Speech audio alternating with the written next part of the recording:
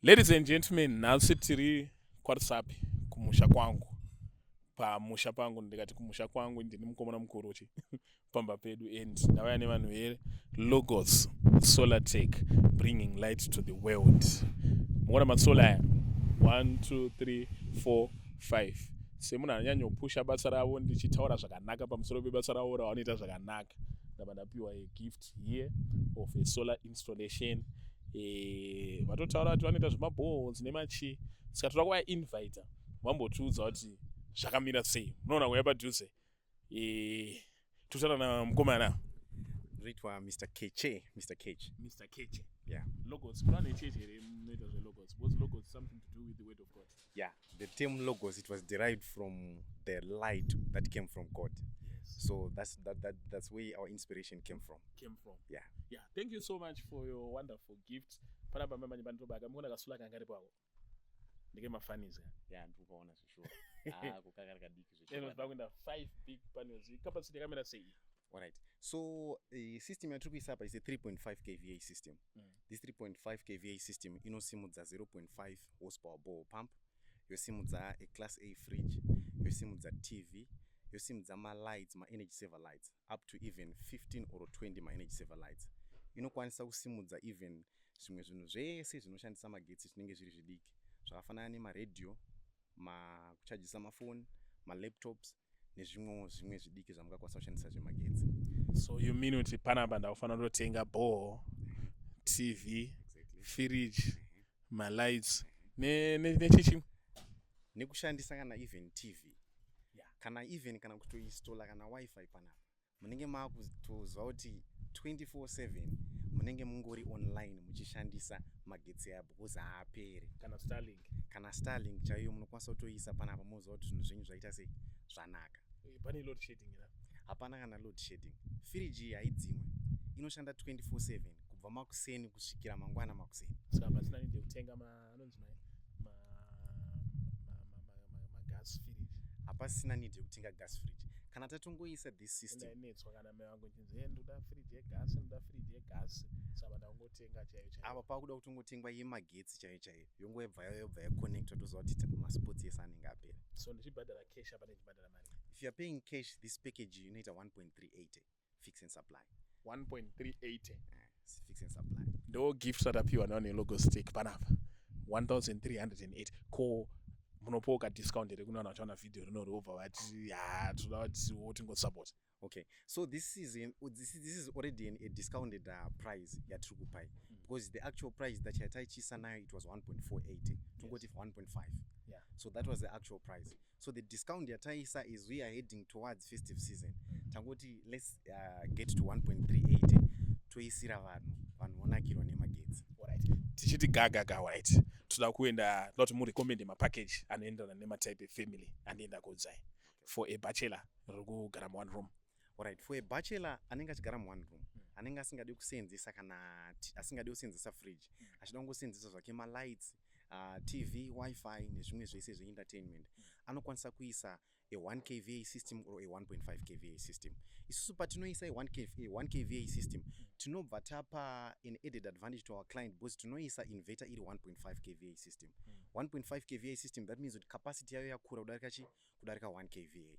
So this one inenge ne lithium battery yoita 2 masolar panels 450 ari Canadian solar panels, and then yobva yaita the 1.5 kVA inverter inenge iri hybrid inverter that lithium battery inenge iri 12 volts 100 Ah. Saka tomboti apa atizisa anotombogara. Alright. Kana achinge atizisa with this system now unokwanisa kuzoi upgrade woisa maybe 2 more solar panels and then ubva waisa another battery 12 volts 100 Ah. Inokwanisa kuti isimudze futi fridge because capacity yemabatteries aya tikamabatenza a2 anenge atoenzana this solar system yatiri kuisa panapa. Alright. Yes. Then a normal family baba namai nevana 4 natete vanenge vabva kumusha. Okay, so a normal family tikutaura kuti kitchen, dining, bedroom, washing machine. Okay, so iyi ndo inenge iri ideal, ndo yatakutanga nayo. So this one iyi ndo yatiita kutaura kuti kana munhu ane washing machine vanokwanisa kushandisa washing machine yawo during the day. Why? Because masolar panels ataisa ari 5 ari kubuditsa iwo 40 volts iri open circuit voltage. So we are saying kuti akaconnectwa ari 5 we are getting a lot of voltage. So that means kuti battery redu with these solar panels rinokwanisa kuchargewa in a very short time. Rachargewa then moto wese waakubva apa hauchazi kuendesa kubattery. Battery rinobva raenda pastandby rakamirira kuti zuva riite sei rinyore. Then power yese yaakubva apa yakukwanisa kuenda kuload. So during the day ndosaka ndachitaura kuti tinokwanisa kushandisa 0.5 horsepower bore pump kana kuti tinotokwanisa kutoshandisa washing machine, medium sized washing machine. So that means during the day munhu anokwanisa kutoisa washing machine yake otowasha zvakanakisisa battery risingashande. Zuva parinovira solar inverter yedu it's a hybrid inverter inobva yaswitcha from bypass now yobva yachitanga kupika moto from what, from the battery yakutanga uchishandisa throughout the night. Alright, then small to medium enterprise to my company netuma chechi netuma club chichi, what would you recommend? Okay, so small to medium enterprises tinowanzo recommenda kuti vaise a solar system inotangira pa 6.2 kVA system. 6.2 kVA system, 8 kilowatt, 10 kilowatt, 12 kilowatt tichienda.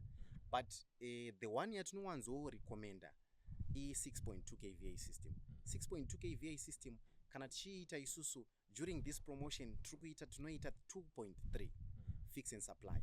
But patinenge tichiita zviri normal tinoita 2.450.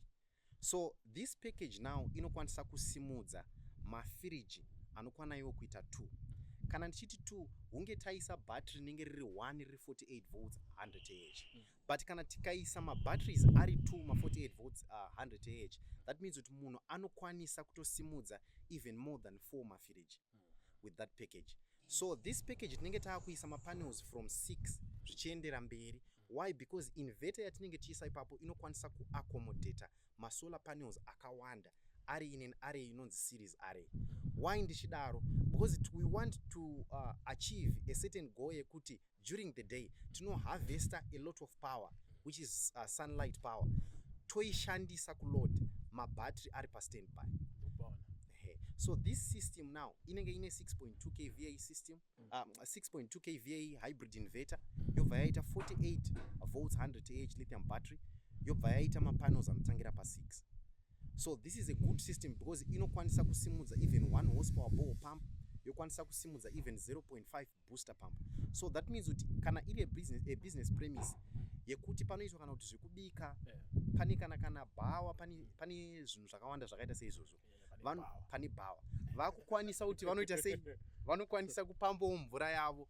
Vanhu vanenge vachida kunodyawo sadza vanotokwanisa kutoita sei kutonodya vachigeza maoko avo. Vaya vanenge varohwa nemhamba bhichana vakunzwa kuti ndakutsva kana pane mabathrooms vanogona kupinda vakatoita sei vakatogeza because mvura inenge ichibuda isingaperi. Yeah. Alright, so cash, laybys, deposits, chichi payments kamera sei? Okay, so isusu as Logo Solar Tech we have got my payment plans at now. So our payment plan facilities akamira seizvi. Munhu anokwanisa kubhadhara 70% deposit tobva tauya tomuisira solar system otanga kutoshandisa solar system yaya tomupa 2 months dzekuti akwanise kuzoclear off balance yake. So if you pay 70% of 1.380 takutoya totoisa solar system, then we give you 2 months dzekuzoattenda to the balance. During that time you unenge uchikwanisa kutoassessa kuona kuti no, this solar system yandaisirwa yakasimba uye but only room for recourse or upgrade. Yes. So during that time you ukatofunga ukati no, I need to upgrade, unokwanisa kungowedzera that percentage yaya yosvika pa percentage ye 2.3 the bigger solar system, then takutoita sei takutokwanisa kuti tikuitire basa futi wakunakirwa futi. My numbers. Okay, so my numbers edu isusu akamira so there is that net one number inoti 0714 853 314 neimwe yacho yo inoti 0785 392 452. Aya ndo maseo numbers amunokwanisa kutibata kana muchitaura nesu during my working days from Monday up to Saturday. WhatsApp anowanika futi. Aya numbers aya anowanika futi pa WhatsApp. But tini number ye landline yamunokwanisa kutibata nayo inokwanisa kuti mutibate from Monday quarter to 8 up to Saturday 12:30. Inoti iyo 242-755-786. I shall repeat, 242-755-786. But my numbers edu ayo ari pamusoro ayo munokwanisa kutibata any time of the day. Why? Because 24/7 tinenge chida kuti taure nema clients edu. Ayo, thank you so much vanhu veLogo Solar Tech. We are very happy. On behalf of my family here, we are very happy. Ngadaenda wabudisa on video, but munozvati ndotsomwa kaini. Ladies and gentlemen, so keep on supporting vanhu veLogo Solar Tech.